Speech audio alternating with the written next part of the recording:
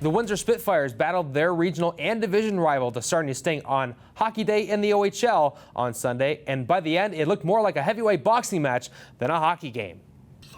Things got started in the first period on an early Spitfires power play when Luca Heno put the puck on a tee for Connor Corcoran, who blasted a one-timer into the back of the net for his OHL career-high 14th goal of the season at 5:38 of the first period. Fast forward to the 7th round, where it was Will Cooley who buried a shot for Windsor, and Xavier Medina stopped Sarnia's next attempt to earn the extra point in a 3-2 7-round shootout victory. The St. Clair Saints men's basketball team split their weekend road trip, but are still tied atop the OCAA West Division with their 11-3 record. The Saints slipped up Saturday, losing 108-87 to Mohawk College in Hamilton before recovering with a come-from-behind 74-68 win over Niagara College in Welland on Sunday. On Sunday, the Saints rebounded and erased a 9-point halftime deficit in the third quarter to hang on down the stretch for the win. The St. Clair Saints returned home on February 5th to host Lambton College in their next regular season game. The St. Clair Saints women's basketball team won a pair of games this past weekend and are now cruising toward hosting the OCAA championships in March. In Saturday's win, St. Clair held Mohawk to just 25% shooting from the field on their way to the lopsided victory. Jana Kachera scored a game-high 22 points, adding 6 rebounds for the Saints. On Sunday, the Saints enjoyed more of the same hospitality as they held Niagara to under 25% shooting, but also controlled the game on the glass with a 52-28 advantage in rebounding.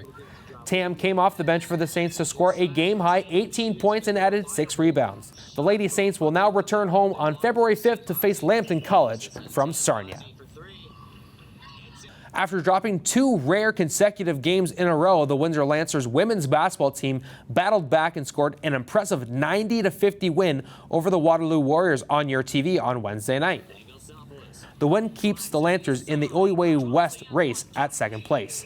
Samantha Gucciardi led the game in scoring with 19 points on 58% shooting. The Warriors were led by Vanessa Hughes, who scored 11 points.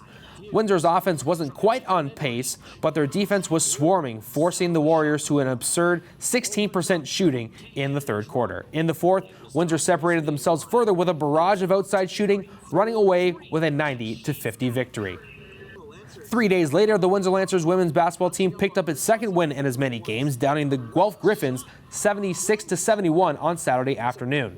With the win, Windsor now sits at 13-3 and are now in second place in the OUA West. Joining me in studio today is one of the best football players to ever play at the University of Windsor, former All-Canadian receiver Jordan Brescacin, joining me in studio today. Thanks for joining the show, JB. Thanks for having me. Talk to us about how you got started in football, because that's what eventually ended up taking over your primary interest in sports. Yeah, so I didn't go play football until grade 10. Grade 9, I was still playing hockey, and I just didn't think I could handle it, whatever the case was. I'm not even sure, but didn't start playing until grade 10. And even in grade 10, very, very new to the sport. Didn't really do anything in a game until like 3 or 4 weeks in. But then once I started to adjust to it and get more comfortable with it, that's when I really took a liking to it. And then you started getting recruited a little bit, but you decided to stay home. What was your initial your relationship like with Coach Morency, and the initial pitch to come get you to stay home and be a big part of the future at Windsor? With Coach Morency, there was the full-time assistant at the time was Coach Fawcett. Yep. And he recruited everyone really hard, so just developed a relationship with those two guys. And at the same time, Dan Lumley was the quarterback, Daryl Stevenson was the running back, and Glenn McKay was one of the receivers. Yes. And really what kind of made my mind up was they came to one of our high school games in grade 12 and just came down and talked to me after the game and said, look, like, we want you to stay home. And from that point, each summer, so my summer going into my 5th year of high school and then the summer again going into my first year of university, I spent training and working out with those guys. Wow. It's crazy the kind of influence that those senior guys can have on a young guy like you, just to say, hey, we want you, and then just like that, you're in the door. It's crazy to think that how that little gesture can mean so much to a young guy. Yeah, it was huge, just for them to be at the game and then for them to come down afterwards to talk to me, it was obviously huge when you're at such a young age. Talk to us about the necessary changes that you had to make as a person to get bigger, get stronger, and kind of fill out, because you're obviously 6'6". That's a lot of damage that you can take if you don't take care of your body properly. Talk to us about that transition for you.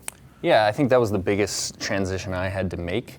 Like I mentioned before, I was a pretty late developer. So coming out of high school, I was 165, 170 pounds. Wow. So, and then again, just being around those older guys and seeing, how they prepared themselves. The hardest thing was just understanding that it was going to take a while. Was there like a moment where there was like a reality check during a weightlifting where you're like, oh wow, this is going to take a while? Yeah, I think the easiest way to tell is when you're doing the testing at the beginning of the season and everyone's benching 225 and you're sitting there and can't even think about benching 225. This week's TSS Spotlight is shining on former Windsor Spitfire Slater Doggett, who earned the U Sports Top 8 Academic All-Canadian Award this past week. As a member of the OUA, he is the top male student athlete at the university ranks. So congratulations, Slater, on this tremendous accomplishment, and here's to your TSS Spotlight.